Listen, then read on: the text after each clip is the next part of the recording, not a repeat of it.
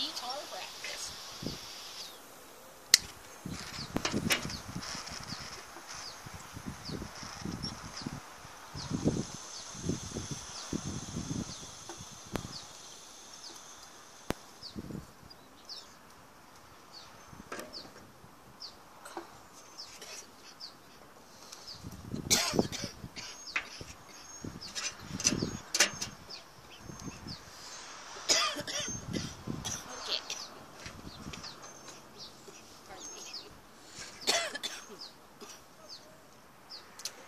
Hello and welcome to Wake and Bake News. And how are you on this Friday?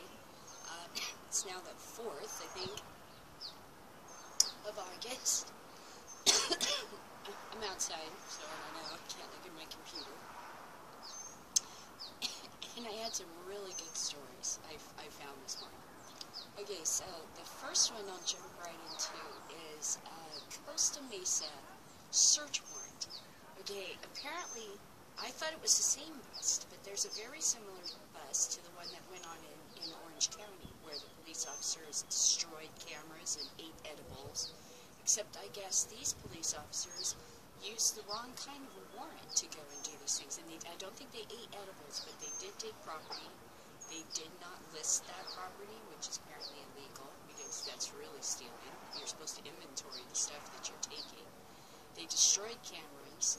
But they also did all this under the guise of a warrant that was supposed to be for like a fire inspection, to see if, they were up to code and were protected against, dangers and stuff like this. So they kicked down the door and told everybody to get on the ground while they did this inspection.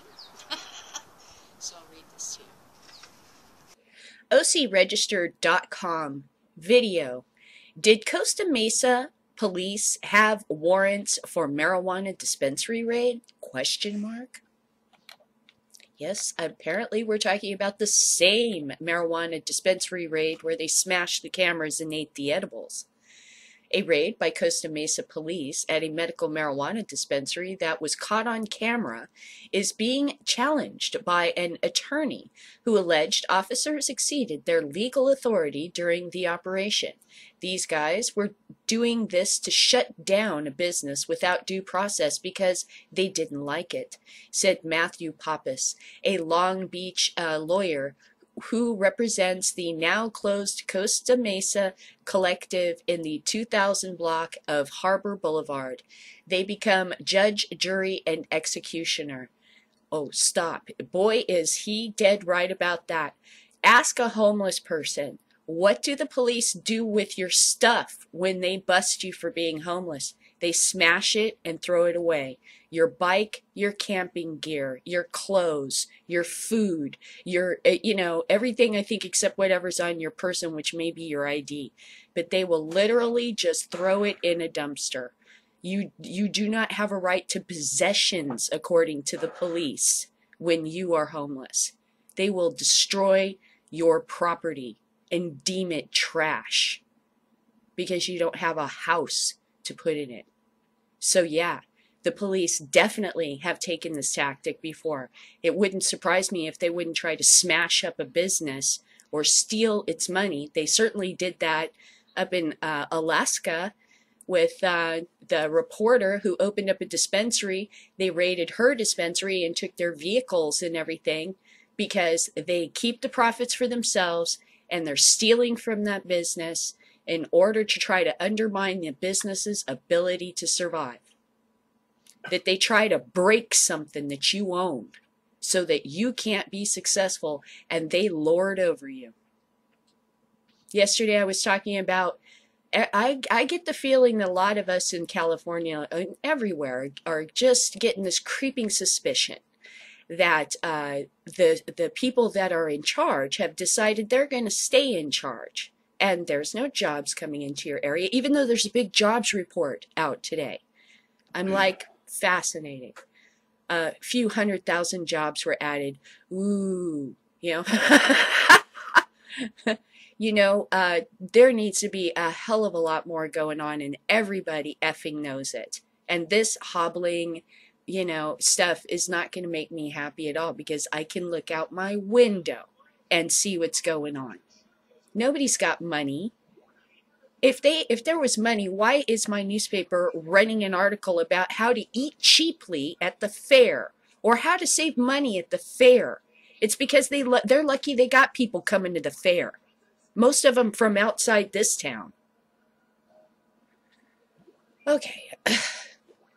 So yeah, do the police use extraordinary tactics to try to destroy your opportunities? That is entirely their attitude. Try telling them that you're married to someone with a criminal record and see if they don't frown upon you for showing any kind of sympathy for that person, and why didn't you leave them? No female should mate with someone that's a criminal. These guys really are kind of scum, you know, and you have to really get next to them and talk to them and get them talking and listen to what they say, and you start to find out that the way they view the world is not much different than the way Mussolini viewed the world. An iron hand makes everything good. Carpet bomb is how you deal with gangs. Carpet bomb is how you deal with dispensaries. Carpet bomb is how you deal with anything that you can't understand or don't like. Medical marijuana collectives are prohibited in Costa Mesa and are not permitted by the city to operate. Costa Mesa Police Chief Rob Sharpnick declined to discuss details of the January incident. Yeah, because you guys are in big fucking trouble. Cities and counties criminal investigation, but he said a code enforcement inspection warrant was obtained for the operation. Hold up. Hold up. But a code enforcement inspection doesn't sound like rip cameras out of walls and destroy property. Hold up. That sounds like guys come by with clipboards and make sure that, you know, everybody's wearing gloves or hair nets or something. What the fuck? What the fuck? He declined the registrar's request to produce a copy of the warrant. Oh, I bet the bitch did, because you know what? I'll tell you something that's going on here that they're not telling you. During the videos, early on in this case, Pappas revealed that not only did these stupid imbecile cops do a lot of snippety-snap eating, but they did a lot of snippety-snap talking while they were eating brownies and stuff like that. And what they talked about was the judge that gave the warrant, and how one of them got in a car with him, and the judge went and picked up some alcohol and drank and drove and partied with this cop. And the cop was like, whoa, man, I was totally tripped out by that. This guy's down. He's a down judge. Everybody in California knows what that means, to be down. Are you down? Are you down? Have you ever had somebody ask you that? You know what that means? Are you part of this dark, corrupt system? Are you down with us? Apparently they are. Apparently the police are. Apparently this judge is. Apparently they're all down with each other, covering each other's ass and laughing behind the community's back while they fucking take advantage of people in the name of protecting children. 5 people, including employees and patients, were arrested on suspicion of possession with intent to distribute marijuana, a felony, Pappas said. They spent 4 days in an Orange County jail before being released without charges being filed, he added. Prosecutors referred the case back to Costa Mesa Police for further investigation, said Susan Schroeder, Chief of Staff of the Orange County District Attorney's Office, who did not comment on details of the case or the legality of the officer's actions. Oh yeah, because everybody's got to zip their lip because now everybody's battening down the hatches. Problems. Giant. You know what I mean? Problems. 2 hours of video provided to the Register by Pappas offered a window on an unfolding police operation, in this case involving a type of business the city outlawed within its borders. It begins as officers with guns drawn burst through the front door on the afternoon of January 27th and order a half dozen people to the floor. Now, what was this called again? What was this warrant called? Wasn't it called a code enforcement operation? Yes, code enforcement inspection warrant. So we inspect with guns drawn and kicking down the door. Hello, I'm here to inspect your donut shop. Boom! Yeah, I see a problem. The video shows police removing a video recorder, hidden cameras. Oh, search warrant, police department, hands up, officers can be heard shouting. The video shows police removing a video recorder, hidden cameras, and another recorder continue to capture their actions as they search the collective seized items and question employees and customers. Pappas questions whether Costa Mesa police had legal authority to force their way into a dispensary, take the digital recorders, and remove items from safes. It appears the Costa Mesa police disabled and removed the security recording devices knowing they were going to take everything in sight, said Pappas. Police frequently argue they must seize video recordings in such raids to help ensure officer safety, Pappas said, but he suggested they might at times also be protecting the police when they break the law. Yes. Why do cameras fall off of police officers' chests? You notice police don't like cameras. There seems to be some sort of an aversion there. An aversion to cameras. Unless they're getting their pictures taken in their uniform. Sorry, got cut off there. So yeah, okay. Apparently, if you're getting your picture taken for a newspaper article or, with a bunch of kids or your dog, your drug dog or something for, your website, it's fine that a camera exists in the world. You're not over there smashing it with a billy club. But if somebody who might be using that camera to get evidence to help protect their rights, oh, you smashed the shit out of that camera. Suddenly that camera's broken on the ground, dangling off your fucking shirt. The attorney asserts neither he nor Costa Mesa Collective operators were provided a warrant of any kind or an inventory of items seized during the operation, both of which, he says, should be present with a court-issued warrant. Sharpnack said the department obtained a so-called inspection warrant. That type of warrant is normally used to enter a premise to investigate whether a business or other entity is complying with building, fire, zoning, and other civil codes. Inspection! Everyone on the ground! Are you up to your fire code? Wow. Talk about over-fucking-stepping authority. Under the color of authority. That means that you get punished. Well, you should be punished more because you used your authority to take advantage of people. And that means you should get massively slapped upside your head. But for some reason, they just get softly sent away. Part of it is because they're dangerous people. You have to remember that California already had one cop go crazy. Everybody remembers the name of Dornan.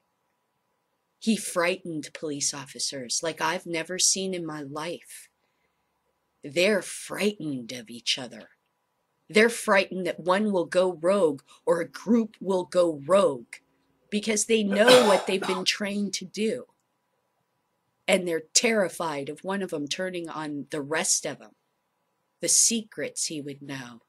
The things that he could do. In their imaginations, even though the guy really wasn't that amazing, in their imaginations, this played and danced during that event to the point where they were shooting in the back of any black truck that was driving around.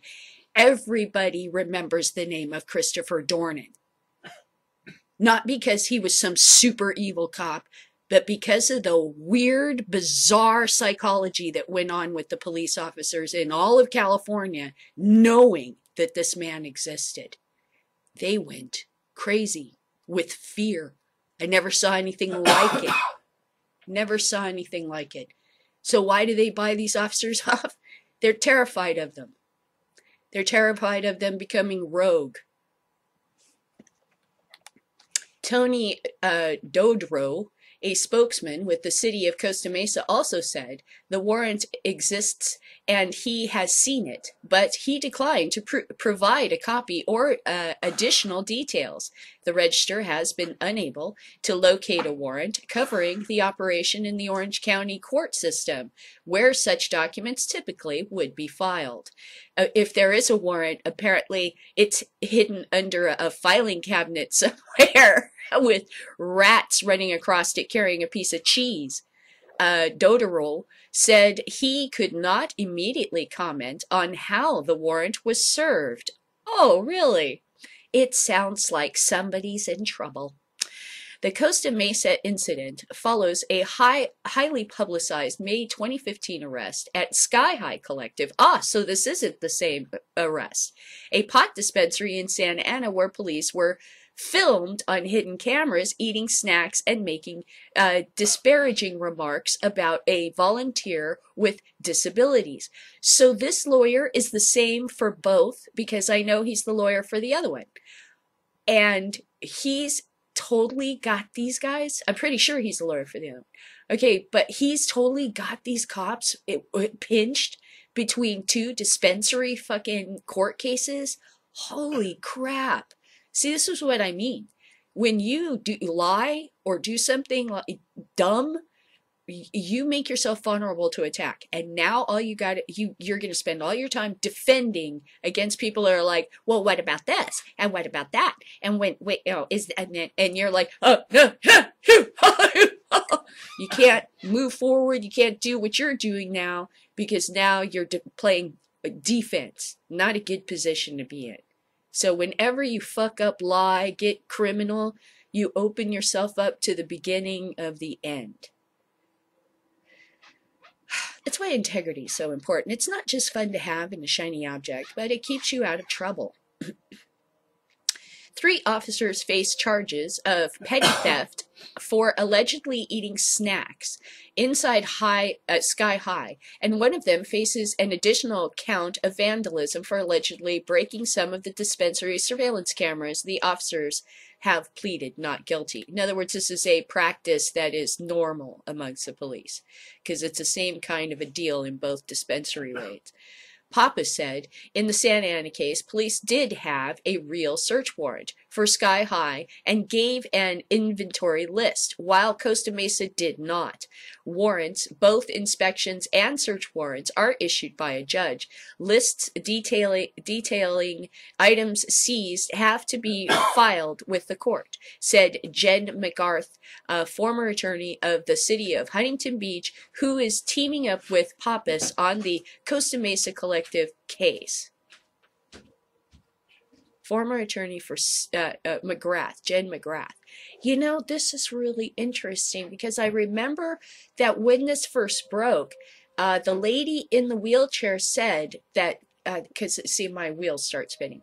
She said that they had heard there were raids on dispensaries. They had gotten a heads up that this was coming.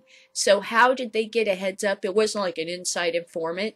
The police were doing this to other dispensaries. So before they finished their operation, somehow they must have set up a sting to catch them in there. So how many other dispensaries did they successfully get away with this that don't have court cases is what I'm asking, you know. Okay, warrants, both inspections and search warrants, are issued by a judge. Lists detailing items seized have to be filed with the court, said Jen McGrath, former attorney for the city of Huntington Beach, who is teaming up with Pappas. Okay. Although warrants, contents, and affidavits justifying the request can be sealed, they should be identifiable in the court system. In other words, just like how the cities can't go and have meetings, secret meetings about, some sort of new law or something they're going to pass in the area that you're not invited to be part of. And then they don't even post that they've made these changes or had this meeting at all, or we're going to have this meeting up on their, their website. All of that breaks what's called the Brown Act, right? Because you're doing this sort of running government in cloaked, so that normal people can't, it's not like visible for normal people to see. Okay, so here you can't be doing all this stuff without having court documentation that is accessible to, for instance, the lawyer that's going to defend this person. You can't be hiding things from everybody. You're supposed to make all that very, there's nothing wrong with providing that information. Like, for instance, the number or the warrant or anything like, there's nothing wrong with providing any of that information. You don't need to redact anything. This isn't going to fucking stress out, the United States of America's safety or something. Okay, what the fuck? Although, let's see, warrants, contents, and affidavits, although warrants, contents, and affidavits justify the request can be sealed, they should be identifiable in the court system. In other words, okay, they don't have to show it to you, but you at least should be able to see it exists. Okay, got it. Without a valid search warrant, any evidence collected by police, including the statements of those interrogated who would be tossed out by the courts, said Kate Corrigan, a Newport Beach lawyer and former Orange County Deputy District Attorney.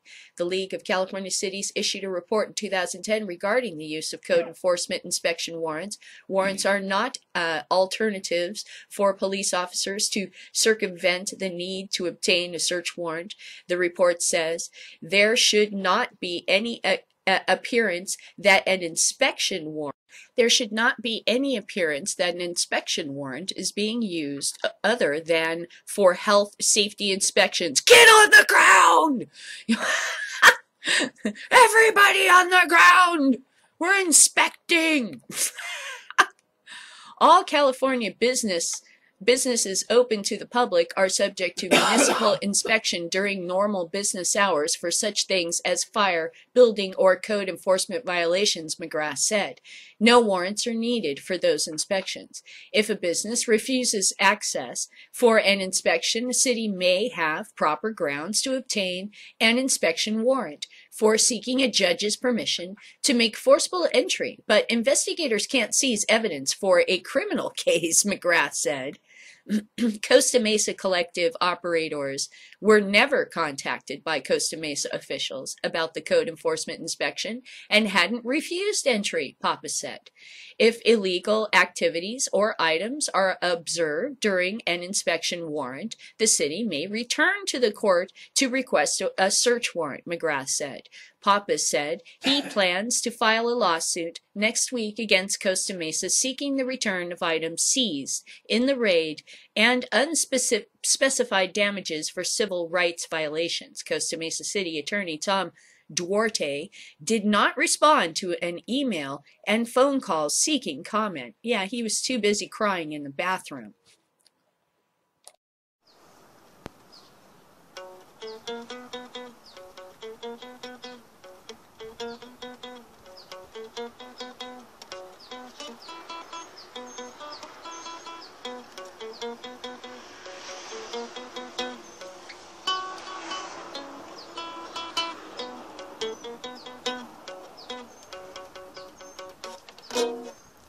Play this much better when I know there isn't a camera.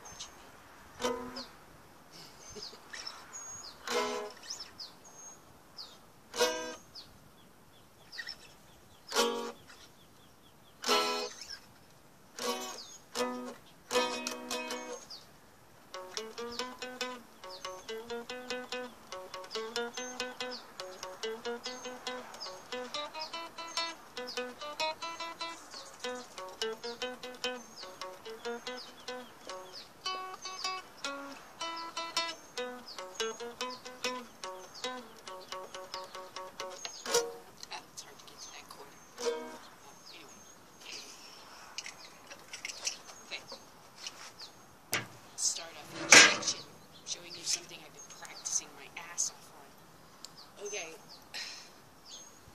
so the next one is one that was like red flags. Okay, usually I don't read police blotters, but I saw this and I was like, oh, something is definitely screwy about this story. It's too brief, and the headline right away made me suspicious.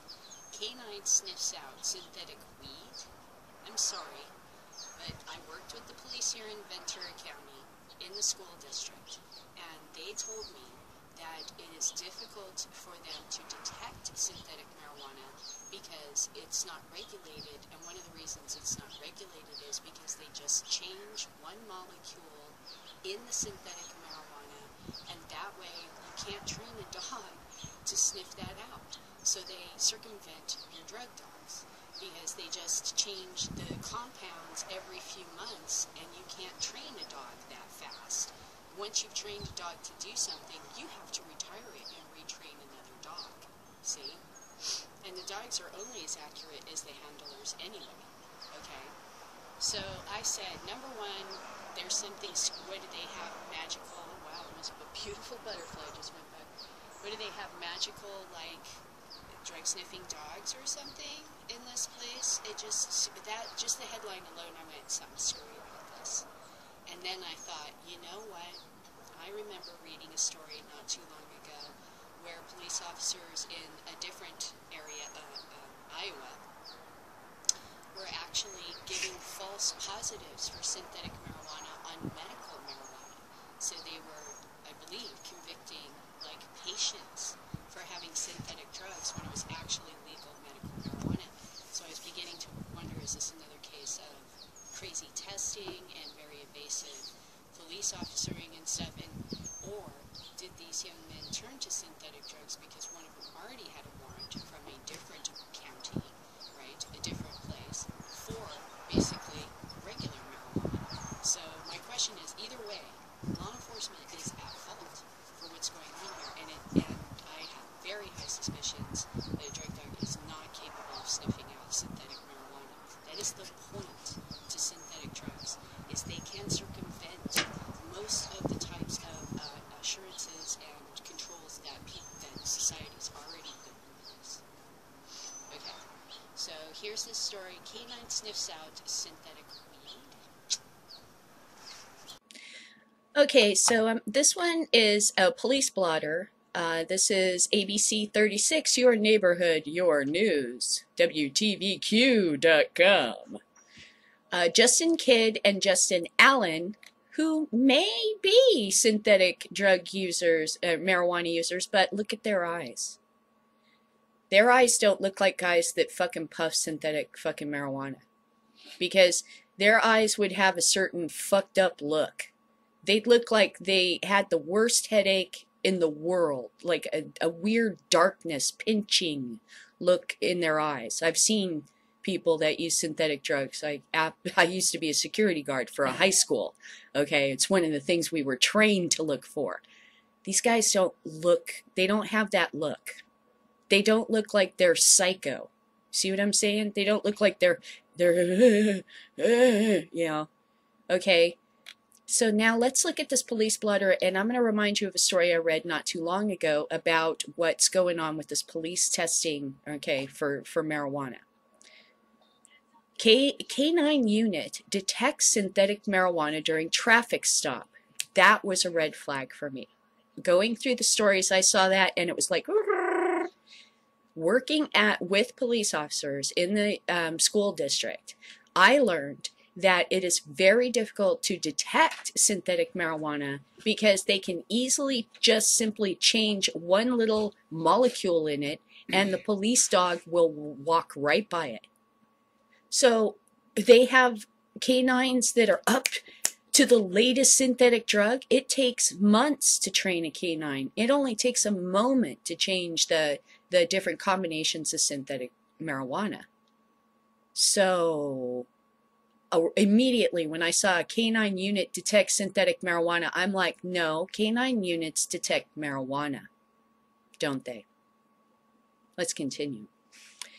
2 men are under arrest after deputies say a canine unit detected synthetic marijuana during a traffic stop in Danville. A traffic stop. Deputies say the traffic stop in the liquor barn parking lot was initiated because the two men in the car weren't wearing seatbelts. Were they moving along the street while they were not wearing seatbelts, or did you pull into a liquor barn parking lot and bust two guys smoking weed and just trumped up the charges? I'm starting to question. During the stop, Deputy K9 Nikki found individual packages, units of synthetic marijuana, along with cash and other paraphernalia. Paraphernalia. So yes, you would use paraphernalia to smoke synthetic drugs, but notice that they're using this word paraphernalia. Plus the K9 Nikki. I mean, like, this is, now we're going to name the dogs in the stories. That's so sweet. Does your car have a name too? And your gun? You know, it's just so cute that you make the dog part of this, even though the dog has no fucking idea what's going on. The dog just wants to make you happy. The poor dog, if the dog understood what you were using the dog for, Nikki would bite your balls off, dude. All right? You use these dogs for war. If the dogs understood that, they would not be happy with you.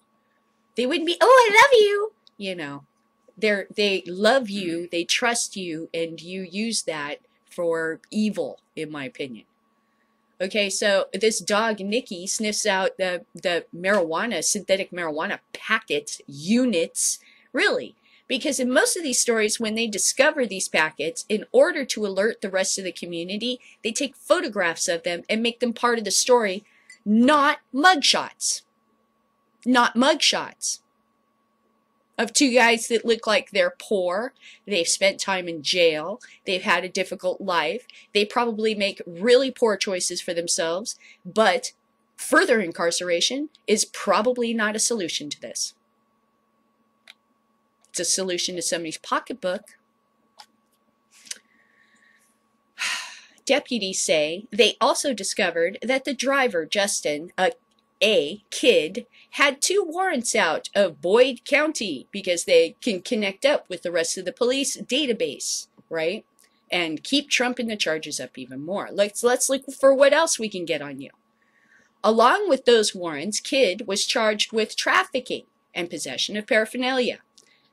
Okay, trafficking and possession of paraphernalia.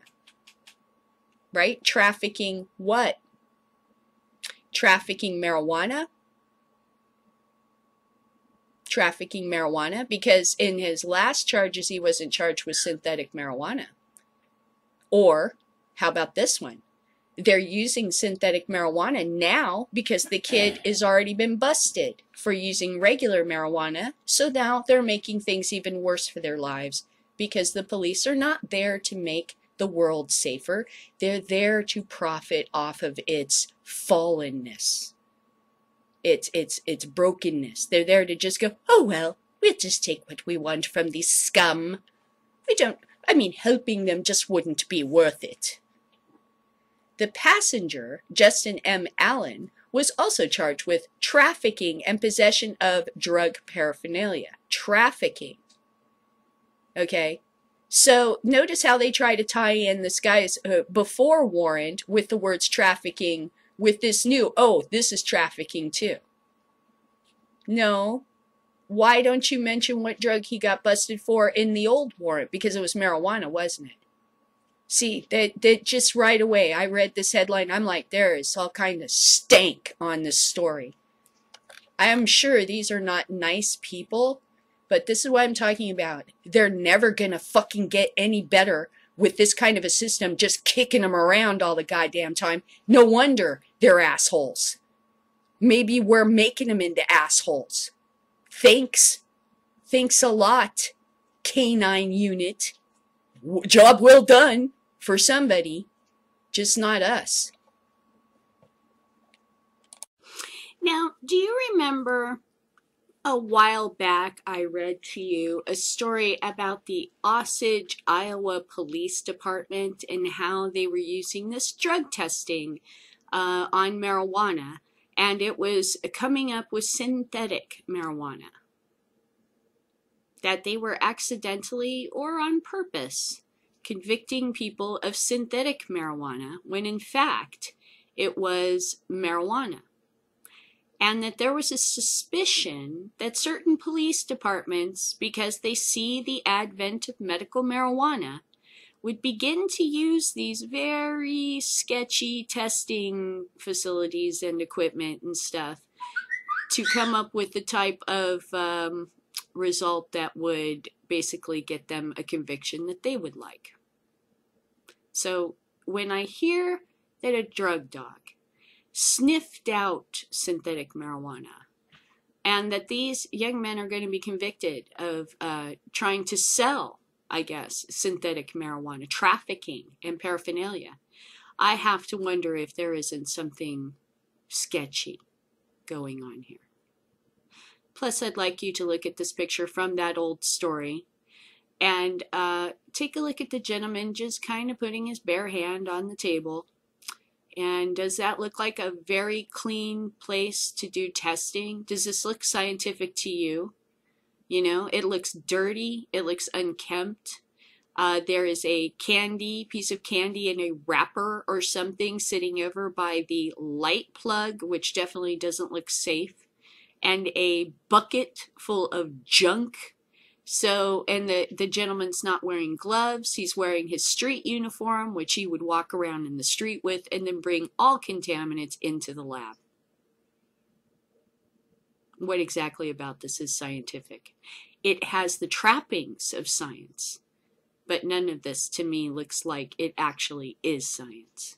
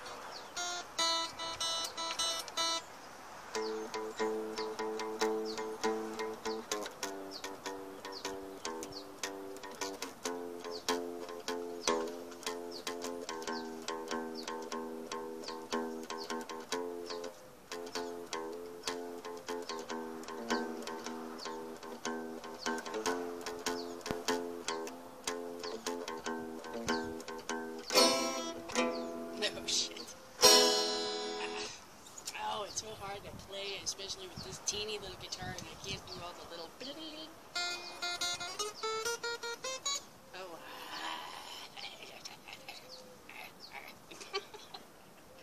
okay. Oh, so frustrating. It's hard. The other one's hard too. That wipeout thing is it's so fast. I'm just desperately trying to. Oh my God! I can't. It's so hard. Okay. So my next story is actually a video of Gavin Newsom basically totally destroying a Fox reporter over the Prop 64 argument. Now, I even break down this video because the Fox reporter basically stumbles in the beginning of the interview and is trying to throw in the what about the children thing and but the numbers in Colorado, all this kind of stuff that basically is talking points. It's coming from because of WikiLeaks, taking the DNC emails, we found out that there are, like alcohol companies that are pushing this narrative that we have to worry about drug driving in our children with marijuana because they see it as a financial threat to their business. So now you see this is coming out of police officers' mouths, and you hear this coming out of Fox reporters' mouths. drug driving thing because those numbers have been pretty well beaten back as being statistically funky. You know, you're basically saying, in one hand, that you do not have a test that will test for impairment, okay, but on the other hand, you're saying that all the tests prove that people that have had drunk driving or accidents in Colorado were involved with marijuana. Now, how can you have both of those things? How can you tell me that you don't have a test that tests for impairment at the moment, only that someone has ingested marijuana within the last month, but in the same breath tell me that statistics coming out of Colorado prove that drug driving accidents have increased?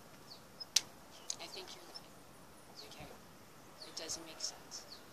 So they didn't bring that up, but they did the, what about the children? And then a very feeble one of, why wait? Why not now? Why now? Why rush into it? And you see Gavin Newsom just literally get up on his little butt cheeks and just go, oh, son, and then he starts pointing and doing this, and it's almost like a song. Bing, bang, boom, boom, bam.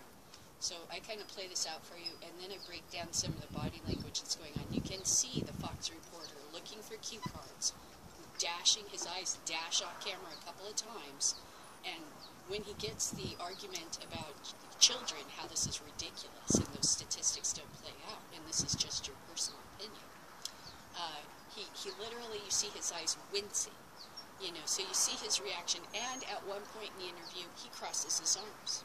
And that's a defensive measure. When someone's having a conversation with you and they cross your arms, they're being defensive. You're upsetting them. So he starts to cross his arms very uncomfortably and then forces his arms down. So he has an opinion about the subject that he's trying to push, but feebly, and he's unhappy with the results from them. And Gavin Newsom just slays a dude. Not only that, but I think just wrote a whole new part of his speech to go around campaigning for Prop 64 because it's like, we can't wait, blah, blah, blah, blah, blah. We can't wait, blah, blah, blah, blah, blah. We can't wait. You know, it was just like a song he was writing right there. The guy just opened an opportunity for Gavin Newsom to make an excellent point.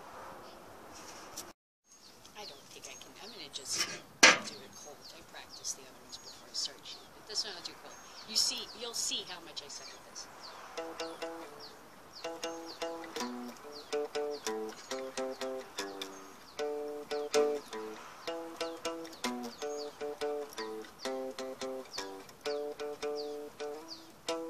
Now you won't know what the hell I'm playing till I start doing this.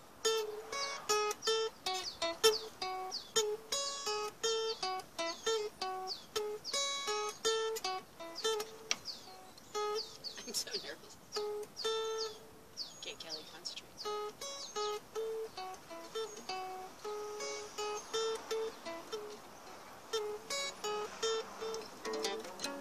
Okay, there we go.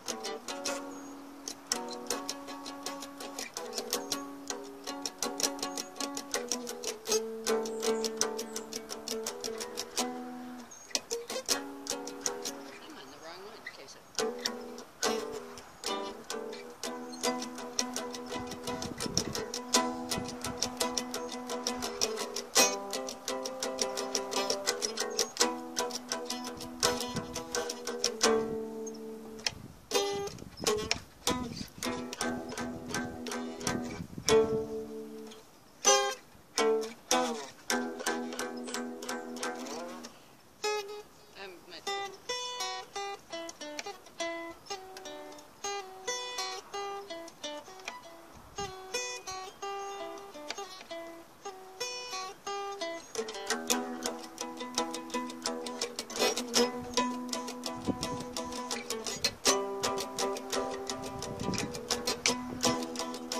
Anyway, that's enough of you listening to me just butcher that.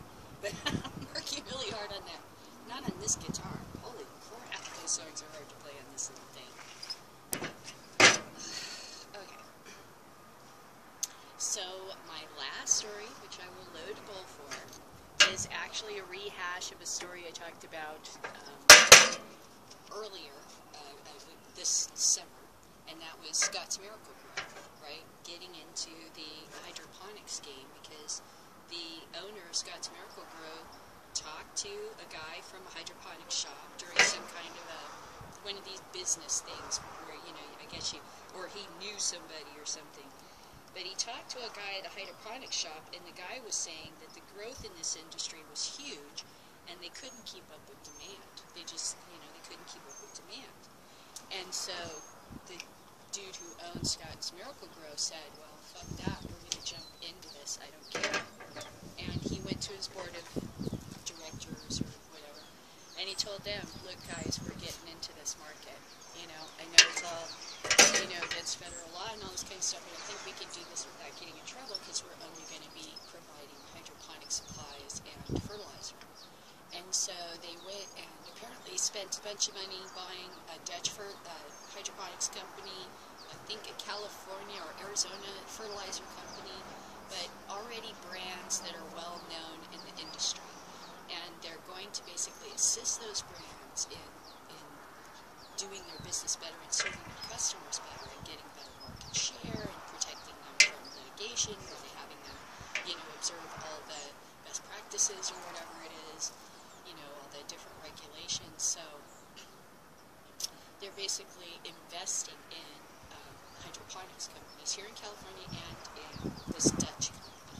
So I'll read this to you, Scott's Miracle-Gro, and it's a little bit annoying that it takes this long for the news to figure out that things are going on, but they were all following the bouncing ball that is Donald Trump, so it took them like almost a month to realize that, oh wow, this big company bought into legalization. It's like, yeah, genius, pay attention, stop following planes and balloon boys and red and orange balloons. Wise up. Payback for every. Well, Lieutenant Governor Gavin Newsom has served as mayor. He's been supervisor of San Francisco. Now he's running for governor. He's been outspoken on controversial issues like same-sex marriage, gun control. He's also tackled homelessness. In our question of the day, we solicited questions from Facebook and Twitter from you, the viewer, who wanted to know what you wanted to ask the Lieutenant Governor. Now we're going to listen this entire interview is really interesting. It's done by a Fox News, Fox 2, right? KTVU.com. But this interview with Gavin Newsom's all about homelessness, I think, is really important in gun control. But Gavin serves this guy on marijuana. I mean, the guy tries to come at him. It's one of only a couple of places where he's using like photographs. I mean, he used the Donald Trump ones because that's ads for Donald Trump. But then he starts using all these images of marijuana while he's talking about children's safety. He's pulling the old tropes, and Gavin Newsom just chops him down like a tree. This is great stuff. We have to talk about marijuana. You are a proponent of legalizing marijuana in the state of California. What do you say to a family? You have 4 kids. The kids, Colorado right now is the experiment, and that's the #1 problem in Colorado. The teen usage of marijuana is the highest in the country. Gone down. But it's got, well, hold on. #1 in the country. Well, but let's deal with some facts. Since legalization, teenage use has dropped. That's an objective fact. It was the most comprehensive survey that's ever been done in that state. Just came out last year. So one of the problems with this debate, there's a lot of misinformation out there. Look, I want to make this clear. I'm not pro-marijuana. I'm just anti-prohibition. And you don't have to be pro-marijuana to be anti-prohibition. I don't support the status quo. I think this war on marijuana, the war on drugs, wait for more people to be incarcerated, wait for black and brown people to be disproportionately impacted by this, wait to continue to waste billions of dollars over the next few years on failure of criminal justice. You can't criminalize your way to a drug-free society. I think we can get our arms around this. We can reduce the consumption for young folks. We can get these drug dealers off the street, get the cartels out of our own backyard, and we can rationalize this. I can't wait for social justice. I'm sorry. Legalizing marijuana and usage goes down. That's not happening. Usage will go up. Well, so, you can't argue that. And why would you? I mean, I just right. You can't argue that because it doesn't make any sense. It's illegal now. You're saying that usage goes down when it's legal. No, I didn't say that. I said that in Colorado. And again, you're right. You have every right to your opinion. But I'm now trying to deal with facts in this respect. So let's just deal. No, respectfully. Let's deal factually. Right. And you'll look at the study when we're done with this, and I hope you include it in the piece. Teenage use actually went slightly down in Colorado since legalization. Objective fact. That said, it's still too early. And I'm not That's my suggesting. point. Why not wait? But because right now you have a war on drugs that for 40 years is devastating communities. How could I say wait and continue to incarcerate black and brown people disproportionate to Caucasian people? How can I say wait, for you to hug your kids because you're behind bars, because you happen to be sitting there on a street corner and you were 3.7 times more likely to be arrested for nonviolent possession of marijuana than a guy who looks like me? How can I say wait to the hundreds of millions of dollars of taxpayers' money that has been completely, thrown to the wayside because of our perpetuation of a 40-year abject failure called the war on drugs? Why wait? Why not do the right thing? That's regulate, tax, deal with the issues of concern around our youth, deal with the public safety concerns, and march in, I think, a more enlightened direction. I just don't support prohibition. I think it's failed. Okay, so there were just a couple of little points of physically watching these two combat each other. The guy who's the reporter, right, who's interviewing him, is I didn't like the way how he said, we gotta talk about marijuana, like he didn't have a choice, right? But he totally stumbles just trying to just haphazardly throw the kid line. He says kids, kids, children, kids, before he can even blather out what it is he's trying to say. So, see, it's what Donald Trump does. He says blather, blather, blather, kids, blather, blather, blather, war, and it's a way of making it stick in the person's mind. Yeah, what about the children? What about the children? And Gavin Newsom just comes back. Okay, and then you see the report. Sorry, I was interrupted. Okay, so you'll see the reporter react, or his eyes flutter, and then later on, when he comes back at Gavin Newsom with, oh, we should wait. Gavin Newsom literally you see his butt cheeks tighten up and him sit straight up and he's like, and now I'm going after you. And it became he's very good. My husband's never seen him speak before. And my husband just said, who the hell is that? And I said, yeah, that's the next governor of California. That's what you're looking at right there. But let's look at this first part when he tries to blather through his line, and then his reaction to Gavin Newsom's attack, and then the way Gavin Newsom comes after him and just, makes it you see him sit up okay, now now I'm bringing it, It's subtle, but it's fascinating to watch. You are a proponent of legalizing marijuana in the state of California. What do you say to a family? You have 4 kids. Kids. The kids. Kids. Colorado right now is the experiment, and that's the #1 problem in Colorado. The teen usage of Teens. marijuana is the highest in the country. Gone down.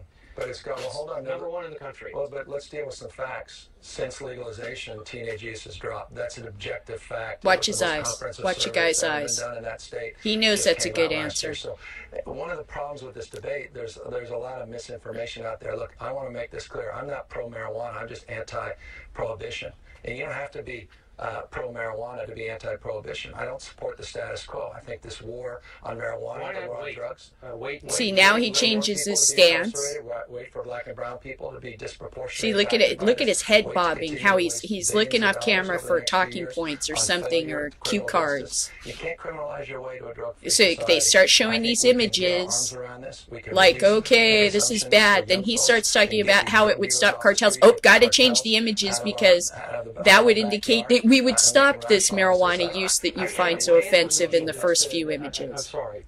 Legalizing marijuana and usage goes down. That's not happening. Usage will go up.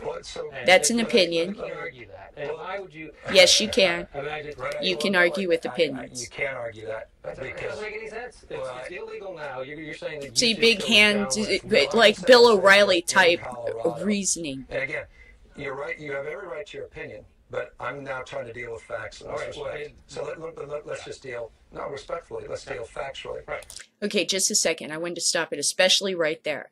Because Smart Approach to Marijuana is trying to push their opposition to Proposition 64 as science-based. Because all the science that was done by the federal government up until this point was to promote prohibition and to show that marijuana had no medical efficacy and was the devil's weed. Okay, so when he's saying, I'm talking about science and you're talking about opinion, that is exactly the same argument that every marijuana enthusiast or a person that does not like prohibition can use to explain to people that, look, I don't care if you were a police officer for 30 years. I don't care that I was a marijuana smoker for 30 years. Those two things are anecdotes. That's not science. And we don't base our laws on anecdotes. Sorry. So he's coming right back at the guy with, this is a personal opinion of yours. You know, that's not science. And you look at the study when we're done with this, and I hope you include it in the piece. Teenage use actually went slightly down in Colorado since legalization. Objective fact. That said, it's still too early. And I'm not That's suggesting. my point. Why not wait? But because right now. Now watch him. Watch Gavin Newsom jump on him. That for 40 years is devastating communities. How can I say wait? Okay, look, boom, he sits up black and, brown and he starts using his arms. To Caucasian people. How can I say wait, pointing, your kids because you're behind bars, aggressive. you happen to be sitting there on a now he's using hand gestures more likely to be to make his points, which are very good points. How can I say wait to the hundreds of millions of dollars of taxpayers' money that has been completely, thrown to the wayside because of our perpetuation of a 40-year abject failure. He's really good. Look at how it's their beats. Boom, boom, bam. How can I wait? How can I wait? How brilliant. As a matter of fact, this guy was dumb to even bring that in because literally Gavin Newsom just created a fucking rap song out of his rebuttal to it. And he could sing that fucking song at just about every rally from here on out. How can we wait when there are young people in jail that, their lives are being short? How can we wait? I mean, it's almost like, break it down with some beats and it's a song. You taking off, honey? Yeah. Okay. I love you. Have a good day. Say hi to your mom. So anyway, I just thought it was fascinating to go back and look at how he did this and what kind of a candidate he is. He's very impressive. He's got the look. He's very progressive in his views, and he seems extremely pragmatic. And he's able to deliver. I mean, really, I think this guy is going to be a fabulous fucking governor. All right. Just do it cold. I practiced the other ones before I started shooting, but this one I'll do cold. You'll see how much I suck at this.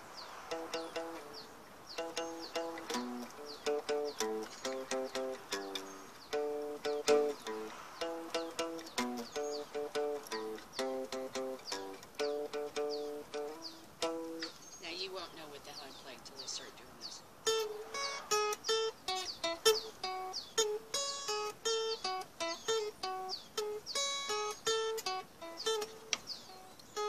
I'm so nervous. Okay, Kelly, concentrate.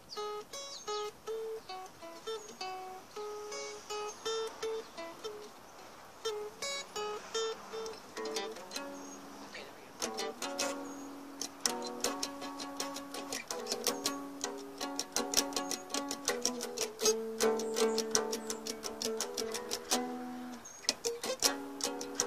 I'm on the wrong one. Okay, so.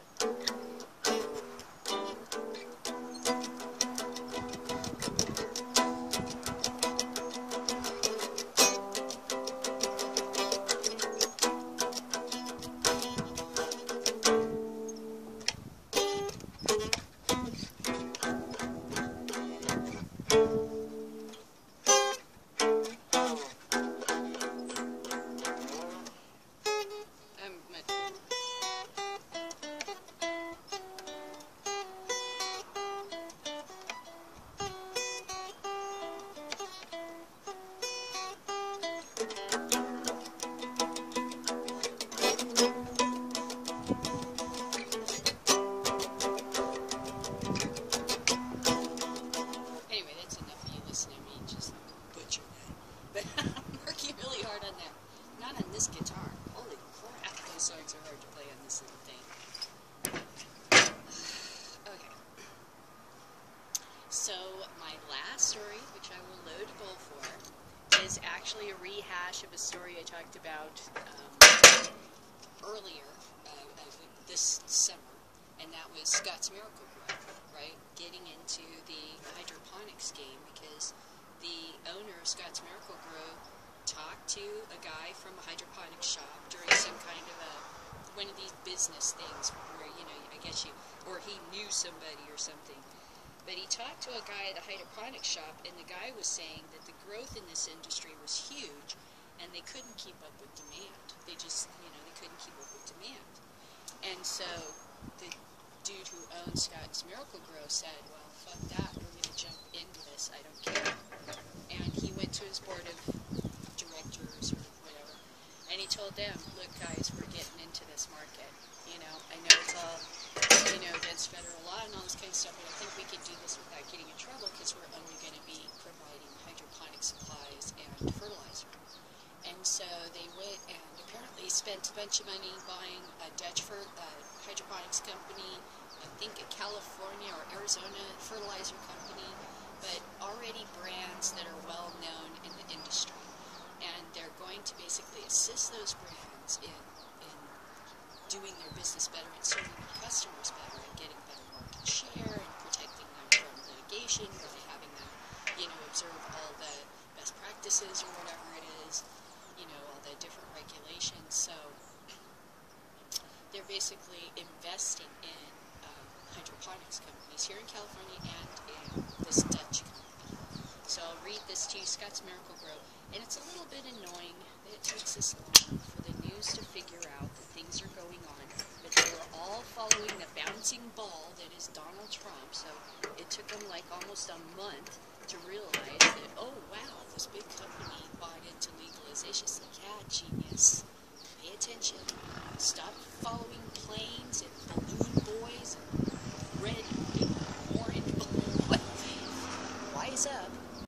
So even though we've already read this story, we're going to read it again because apparently it hit this last couple of days where the news actually noticed it, you know, and here it is in the cannabis, even though I read this story quite a while ago. So I guess you could say I had a scoop. And now other people like the Wall Street Journal and CNN Money starting to figure out, oh, something happened during primaries and we weren't paying attention. It's like, yeah, a lot of momentum for marijuana because you idiots were paying attention to fucking Donald Trump clown shoes. That'll teach you. You followed another balloon boy, idiots. You followed a big orange balloon boy. And we made ground. Ha ha ha. You're derp. And wait till the election. You'll be tripping over yourselves. You can be your usual prohibitionist controlling selves in the news media because you'll be too busy chasing the balloon boy. Okay, Scott's Miracle-Gro doubles down on legal cannabis with hydroponics grow lighting acquisition with a CEO who sees dollar signs in the burgeoning legal marijuana space. Scott's Miracle-Gro continues its expansion into legal weed. I'm actually super interested in this. My brother just finished his beautiful aquaponics system that he built for my mom and the family there, and I can't wait to see him put some tomatoes in there. He just got some goldfish, and it's working great. It's just really neato. It's like, wow, you got a koi pond in the garage. It's neat. So I'm interested to see where all this goes. You know, people could end up having vegetable gardens that are very high tech and very low cost in their garage or small space. I mean, this could really start to create a lot of other kinds of businesses that people don't even realize, because a lot of that grow equipment that grows marijuana can grow beautiful tomatoes. The lawn and garden giant, helmed by a CEO who sees illegal marijuana as a billion-dollar opportunity, shelled out $136 million for a Gaviata, a Dutch grow lighting and hardware company, and on Monday inked a deal to buy Arizona-based Botanicare, a plant nutrient and hydroponics provider that notched about 40 million in sales. Scott Miracle-Gro, officials said Wednesday. Scott Miracle-Gro, mostly via its subsidiary Hawthorne Gardening Company, has been making some big plays in the hydroponic industry in recent years, including investing in companies such as Boulder's AeroGrow indoor gardening company. The 130 million buyout last year of California's General Hydroponics was the company's largest acquisition in 16 years. According to Columbus Business First, which reported the Gaviota and Botanical deals on Wednesday, CEO Jim Hagedorn has been vocal about the potential he sees in the burgeoning cannabis industry. And on Wednesday, he reiterated that hydroponics simply makes good business sense. I think we have a good vision on where we want to go with it that doesn't freak out my board or my lawyers. And I'm really pleased with that. Hagedorn, said to investors Wednesday, according to a Bloomberg earnings call transcript. But I think it's both. We have ideas on how we can be good stewards of the business and really become essential partners in the community of people who use these who use these products. One. Why would you say one at the end?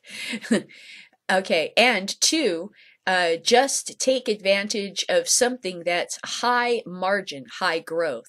Yeah, anybody that doesn't see the potential growth in this is like, derp. The police certainly are upset because Scott's Miracle-Gro is one of these groups, one of these people that's going to make money. It's about a money grab. Remember that Ken Corney, our police chief here in Ventura, who's head of the California Police Association, said this is a money grab. Yeah, money from them. And look who's grabbing it. Scott's Miracle-Gro. Right? They can't go in and bust them for having hydroponics like they used to in the olden golden days of prohibition. Okay. And at the medicinal law, the medicinal laws that are sort of taking place in the United States should only enhance that growth, he said, referencing the Marysville-based company's home state of Ohio, which in June legalized medical marijuana.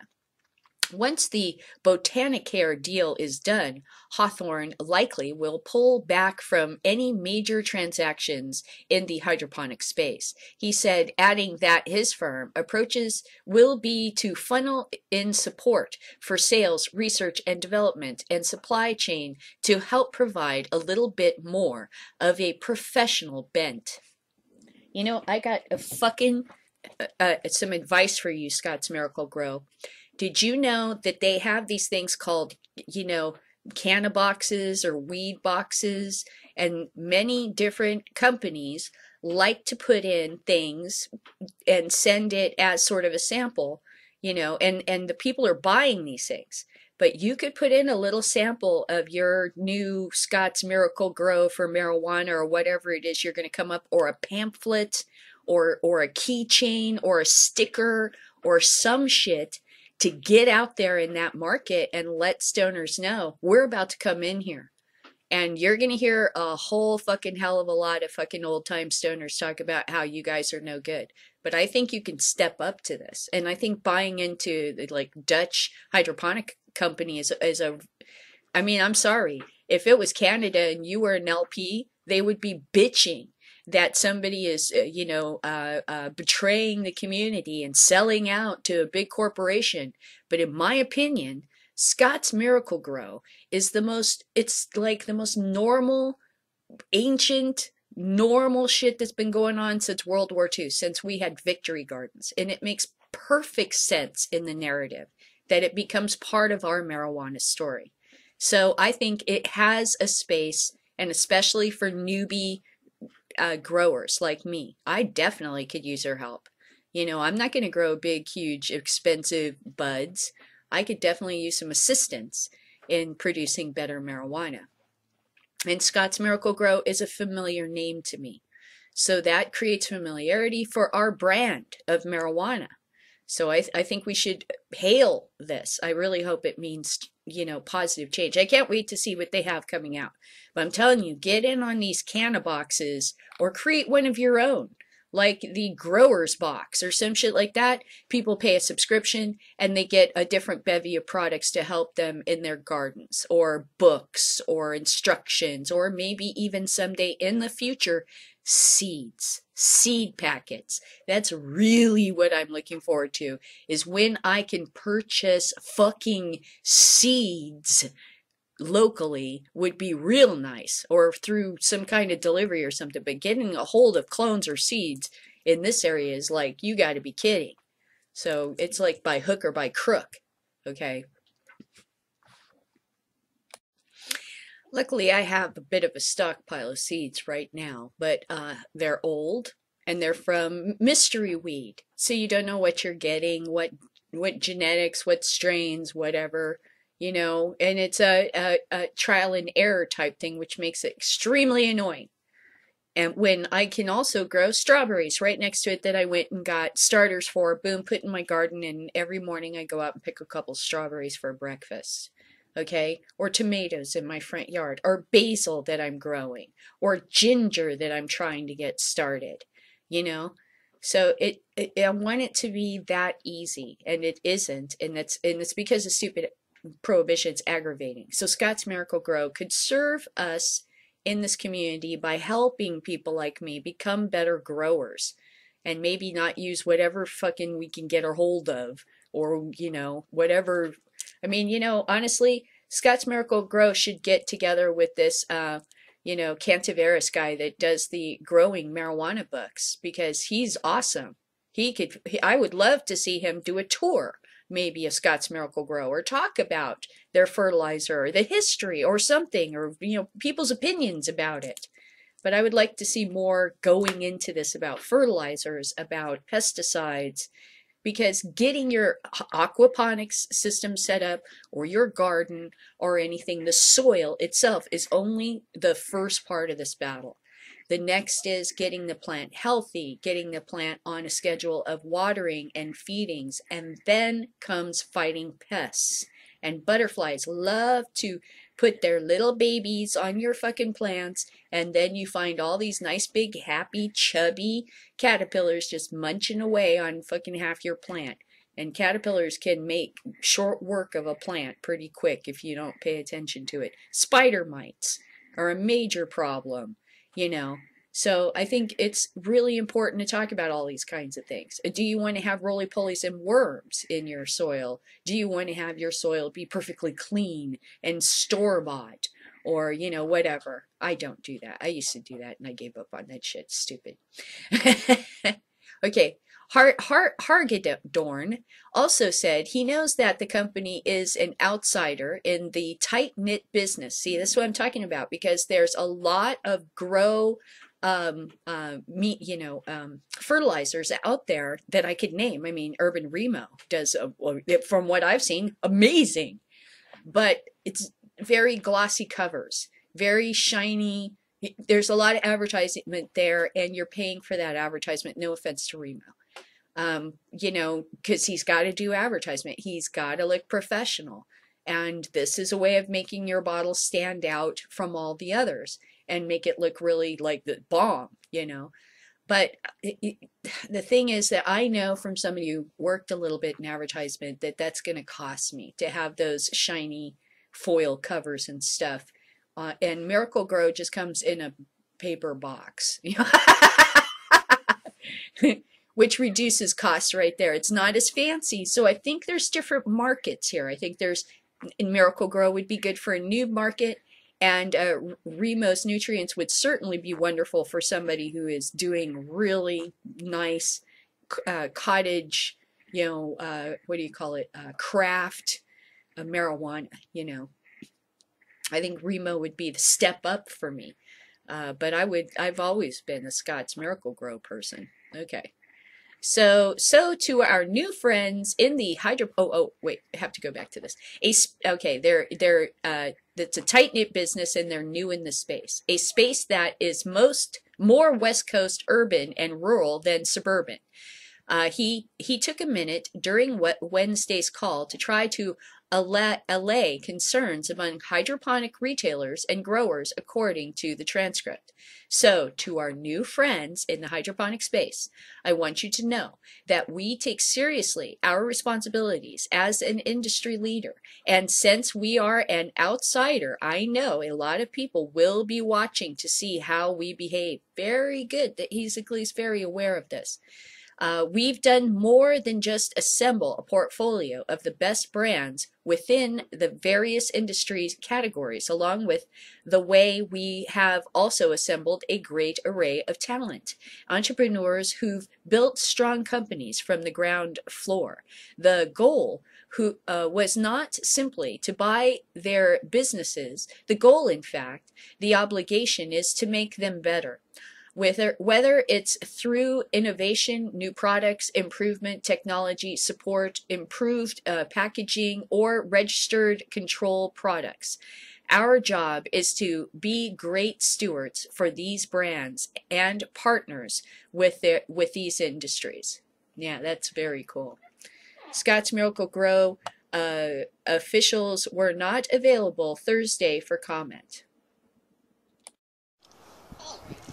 So that's my show for Friday, and I hope you have a very nice weekend. And look for, of course, Stony Sunday's live show this weekend. And keep an eye out for Freddie. I keep hoping he's going to come back.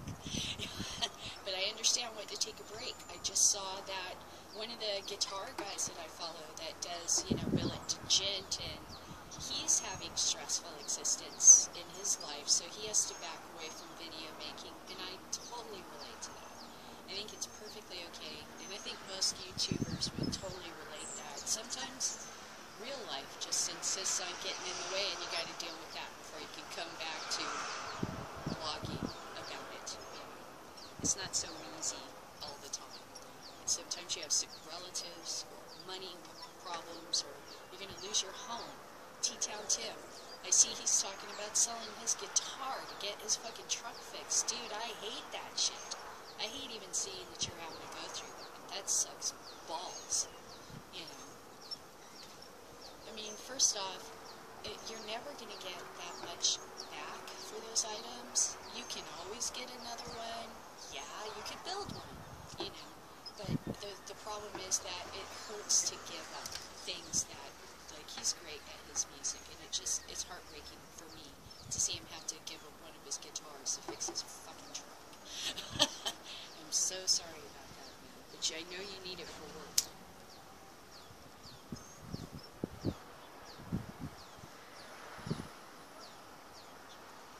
I hope things get better. Anyway, so look out for the live shows. Also, Wheatborn Daily does a live show, and hopefully we'll see some more videos coming out. I mean, it looks like Snoop Dogg's got this new TV series coming out on MTV, and John Malkovich is going to be in a marijuana TV series.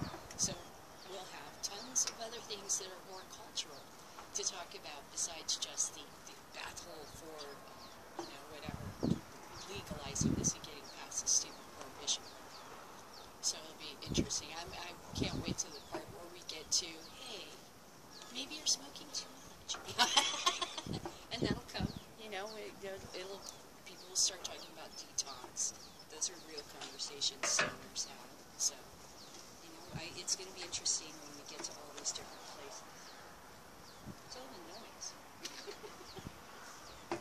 Anyway, so you stay high and goodbye, and I'll see you on Monday, hopefully with more interesting news other than fucking Donald Trump's big mouth.